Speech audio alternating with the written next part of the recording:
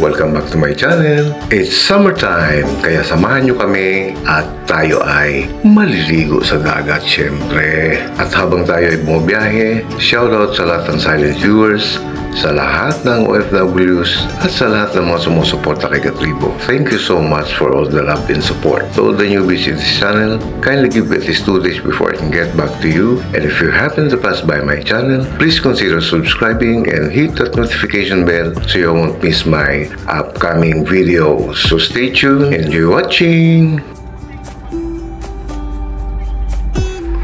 Ayan, nandito na po tayo sa napakagandang resort na ito. As you can see, yan, may mga pabulaklak pa. Maganda sila. Kaya lang, medyo tinanghali kami narating, kaya hindi na tayo masyadong makakagala. So, samahan niyo po kami hanggang dulo at enjoy natin ang adventure na ito.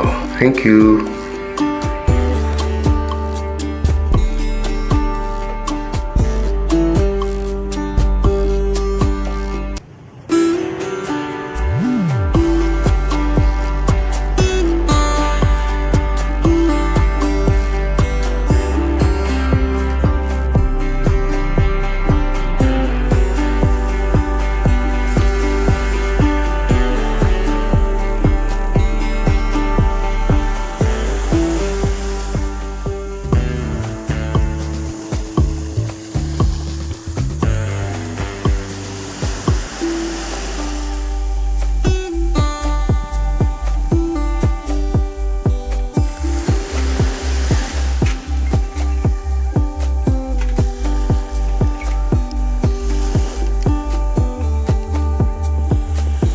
Sobrang ganda talaga ng lugar na ito mga katribo. Ayan, kitang-kita nyo naman. Napaka-relaxing. Pero bago tayo magtampisaw, kakain muna tayo syempre. So mga katribo, tara let's chibuga na. Syempre, unang subo para sa inyo. Ay, sarap. My goodness. So, ayan. Tapos na kami kumain, medyo pahinga ng konti, pupunta na tayo sa dagat. Ayan. Actually ako, mamayang gabi na ako maliligo para hindi ako masunog. Kasi napakahirap talaga ng endangered species. Pag umitim ako lalo, di kitang-kita yung aking polka dots, yung batik-batik. Joke lang. Pero, my goodness mga katribo, kung nandito kayo, ma-amaze kayo sa ganda ng paligid. Napaka-relaxing. Pakinggan yung tunog ng mga alon. And at the same time, yung kulay mismo ng langit, napaka-romantic. Tama-tama dito yung mga lovers ba? Tapos mag-overnight. Tapos may konting alak. Alak ha. Baka kung anong isipin nyo. Sigurado yan. Mag-i-enjoy talaga ng gusto. May konting kantahan.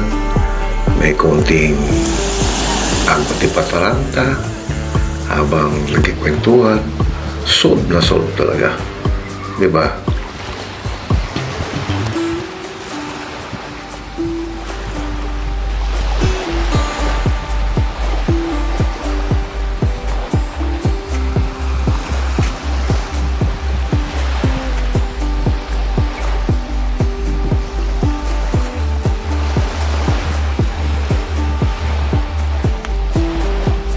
By the way, kanina mga katribo, medyo umambon. So, I think uulan ito. Kasi malamlam masyado yung makulimlim masyado yung langit. So, tingnan mo yung sunset niya.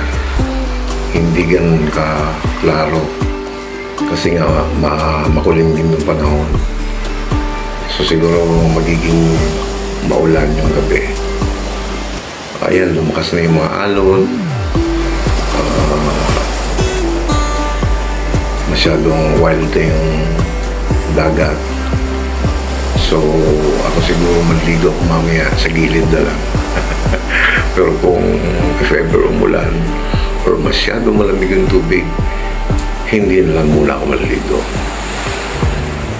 Meanwhile, magsiset up muna kami ng bonfire para medyo maganda naman yung ambience kasi masyado lang madilim at saka malamig na masyado yung hangin.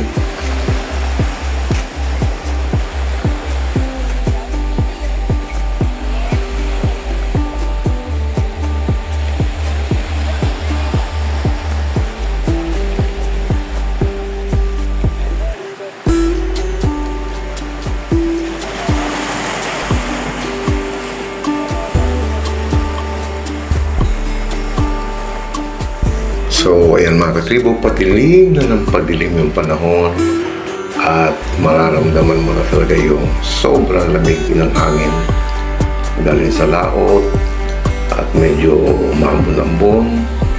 So, bago pa man dumilim ng gusto or bago pa man bumagsak uulan, kakain muna tayo ng dinner. Ayan yung aming ibang baon kanina. Ininit na lang namin yung aming palabok with yung manok. Hindi ko na nakunan yung laing at Bicol Express kasi habang nagbibideo ko, binakbakan na ng mga kasama ko. My goodness. Kalimutan ko pala mag-videoan yun sa bahay. Anyway, kain ulit tayo. Rapsa talaga. Sarap kumain sa tabing dagat. Kaya pag magsiswimming talaga kailangan maraming baon or else merong magugutom. Tapos nang kumain, as you can see, sobrang dilim na. Mag-set up na tayo ng ating bonfire. Tadaan! Ay, romantic di po ba?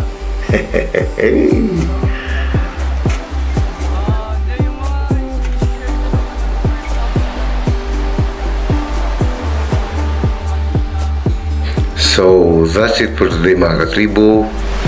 By the way, shoutout sa aking mga ganda and very supportive channel members. Ayan po sila. Kindly visit their channels and please do support them. Thank you!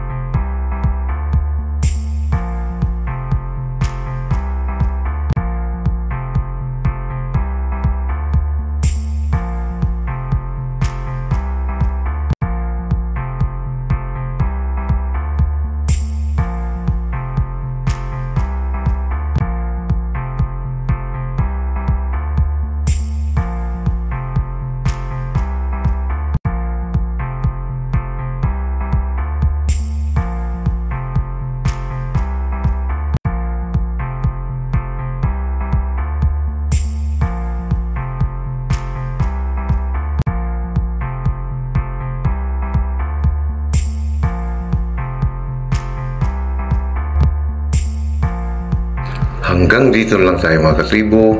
Muli po ang aking taus-pusong pasasalamat sa inyong muling pagsama sa akin ngayon at sa inyong patuloy na pagsuporta. Maraming salamat po. If you like this video, kindly give a thumbs up and please share it to your family and friends. Mag-iingat po tayong palagi sa ating pang-araw-araw na pakikipagsapalaran sa buhay para sa ating mga pamilya. God bless us all and see you on my next video. Woo!